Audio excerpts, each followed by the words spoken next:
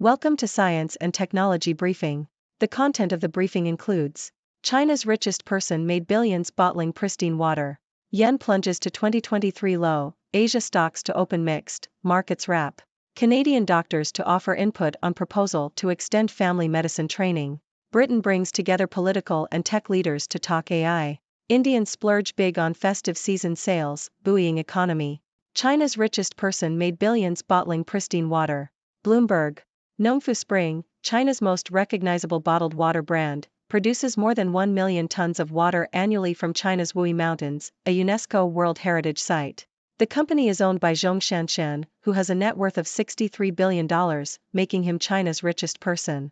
Most of that wealth comes from drawing water from China's most ecologically sensitive sources and selling it to the nation's growing middle class. However, the practice has caused unease among local communities, as they fear the environmental impact on rapidly changing, drought-prone landscapes. China is the world's largest consumer of bottled water, with sales growth projected to outstrip that in the US and Western Europe over the next 2 years. Nongfu's IPO in 2020 was the most popular in a decade. However, its business model, which relies on venturing further into unspoiled terrain, is attracting increasing opposition. The company is seeking new water sources in New Zealand and Tibet, and its move into both areas has generated lawsuits from local communities. Nongfu has been accused of deforestation and failing to obtain sufficient approvals in sensitive areas. China's water crisis is worsening. The country, where more than 80% of water is polluted, has less fresh water per capita than most other countries, and climate change is exacerbating droughts. Zhong's wealth rests on the assumption that Nongfu will be able to continue to find untapped water sources. However, water sources are limited, and in the future, snowmelt from the Tibetan Plateau, which feeds the Niang River, will decrease as the planet warms, according to Lonnie Thompson, a paleoclimatologist at Ohio State University. Yen plunges to 2023 low, Asia stocks to open mixed, markets wrap. Bloomberg. The yen weakened to its lowest level this year after the Bank of Japan made only minor adjustments to its policy settings, disappointing investors. Stocks in Asia are expected to have a mixed open, while US stocks rebounded in the final day of October but still recorded their worst monthly performance since the pandemic began. The Bank of Japan's move to loosen its grip on bond yields did not meet investors' expectations, causing the yen to drop sharply. Meanwhile, US consumer confidence dropped to a 5-month low in October, while employment costs unexpectedly accelerated in Q3, raising concerns about inflation and the Federal Reserve's response. Canadian doctors to offer input on proposal to extend family medicine training. The Globe and Mail. The College of Family Physicians of Canada, CFPC, is considering lengthening family medicine training by a year, a decision that has been condemned by medical students, rural doctors, and health ministers who fear it will worsen a national shortage of primary care. The CFPC believes the longer residency program will better prepare residents for the increasingly complex landscape of family medicine. It is currently mandatory for doctors to complete a 2-year residency program before they can practice independently. The CFPC's proposal to add an extra year is optional and could be introduced no earlier than 2027. Britain brings together political and tech leaders to talk AI. Yahoo!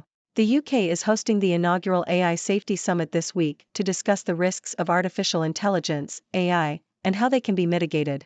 The event, which takes place at Bletchley Park, the former home of Britain's World War II codebreakers, will bring together government officials, academics, and executives from the tech industry. The guest list includes UK Prime Minister Rishi Sunak, US Vice President Kamala Harris, European Commission President Ursula von der Leyen, China's Vice Tech Minister, and United Nations Secretary-General Antonio Guterres. Topics on the agenda include the potential use of AI by terrorists, and the technology's ability to outsmart humans. Indians splurge big on festive season sales, buoying economy. Bloomberg. India's festive season spending is booming as consumers splurge on cars, smartphones and TVs, buoying growth in one of the world's fastest expanding economies. Sales at online platforms like Amazon.com Inc. and Walmart Incorporated owned Flipkart were up by almost a fifth in the first week of the festive sales from a year ago. India's festive season usually runs for several weeks until the Hindu religious holiday of Diwali, which takes place on November 12 this year, with millions of Indians binging on food, gifts, and home improvements. Hong Kong's Animoca secures $50 million from Saudi project in Web3 push. South China Morning Post. Hong Kong-based blockchain video gaming company Animoca Brands has secured $50 million in funding from Neom Company, a Saudi Arabian smart city project. The two firms will work on Web3 initiatives in line with the Saudi Vision 2030 plan. Half of the funding will come from convertible notes, with the remainder spent on buying shares on the secondary market. The partnership will allow the companies to jointly develop enterprise Web3 services and nurture the local Web3 ecosystem, said Animoca Brands, which is known for its virtual reality subsidiary, The Sandbox. Experts gather for AI Safety Summit in London, but critics say it ignores immediate risks. The Globe and Mail. The world's first AI Safety Summit will be held at Bletchley Park in the UK on Wednesday, with delegates from government, industry, and academia discussing the opportunities and risks of AI, and what steps can be taken to address these challenges. The summit will focus on the potential dangers of frontier AI, the most advanced systems that could theoretically be used to create chemical or biological weapons. However, there are concerns that the summit is too narrow in focus and will not address the immediate challenges of AI, such as disinformation, labor disruption, and privacy issues. AMD forecasts $2 billion sales of AI chips, helping shares rebound. Reuters. Advanced Micro Devices, AMD, has forecast $2 billion in sales in 2024 from a chip that aims to take on NVIDIA in the artificial intelligence, AI, market. AMD's shares fell after it announced Q4 revenue and gross margins that were below Wall Street estimates, due to a weak gaming market and a decline in demand for programmable chips. However, shares recovered after company executives disclosed that multiple, large hyperscale customers had committed to using its MI300 chips to compete with NVIDIA. AMD expects $400 million in revenue from the chip in Q4, up from its $300 million forecast in August. Ladies and gentlemen, I am Dr. Six from the Sixth Dimension, here to bring you the latest news from around the world. Today, we discussed a range of topics, from China's richest person making billions by bottling water to the UK hosting an AI safety summit. Let's dive deeper into these stories and share some insights. First, we talked about Nongfu Spring, China's largest bottled water brand, and its owner Zhong Shanshan, who is China's richest person. While the company's success is undeniable, drawing water from ecologically sensitive sources has raised concerns among local communities. As China's water crisis worsens, Nongfu's reliance on finding untapped water sources may become increasingly challenging. It's a reminder that even the most lucrative business models can have environmental consequences. Next, we discussed the Bank of Japan's policy adjustments, which disappointed investors and caused the yen to weaken. This news comes as U.S. stocks rebounded but recorded their worst monthly performance since the pandemic began.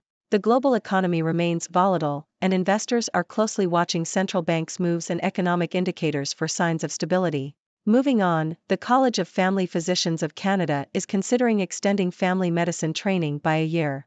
While the aim is to better prepare doctors for the complexities of the field, concerns have been raised about exacerbating the national shortage of primary care. Balancing the need for comprehensive training and addressing the shortage of healthcare professionals is a delicate task that requires careful consideration. In the UK, political and tech leaders are gathering to discuss the risks of artificial intelligence at the AI Safety Summit. With attendees such as Prime Minister Rishi Sunak and US Vice President Kamala Harris, this event highlights the growing importance of AI governance and regulation. The potential use of AI by terrorists and its ability to outsmart humans are among the topics on the agenda. It's a reminder that as AI advances, we must develop frameworks to ensure its responsible and ethical use. Shifting our focus to India, we learned that festive season spending is boosting the country's economy. Consumers are splurging on cars, smartphones, and TVs, driving growth in one of the world's fastest expanding economies. As India's festive season continues, we can expect further economic activity and increased consumer demand. Lastly, we discussed Hong Kong-based Animoca Brands securing $50 million in funding from Saudi Arabia's Neom Company. This partnership will focus on Web3 initiatives, aligning with Saudi Arabia's Vision 2030 plan. The investment will enable the companies to develop enterprise Web3 services and nurture the local Web3 ecosystem. It's exciting to see collaborations like this driving innovation in the blockchain gaming industry. In conclusion, today's news highlights the challenges and opportunities we face in various sectors. From environmental concerns to economic trends and technological advancements, our world is constantly evolving. As we navigate these changes, it's essential to find a balance between progress and sustainability. Now, it's time for your thoughts. What are your takeaways from today's news?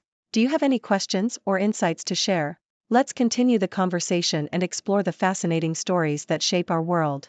Thank you for tuning in. The content above showcases the latest briefing reports and analytical synopses, thoughtfully curated by the 6Do team.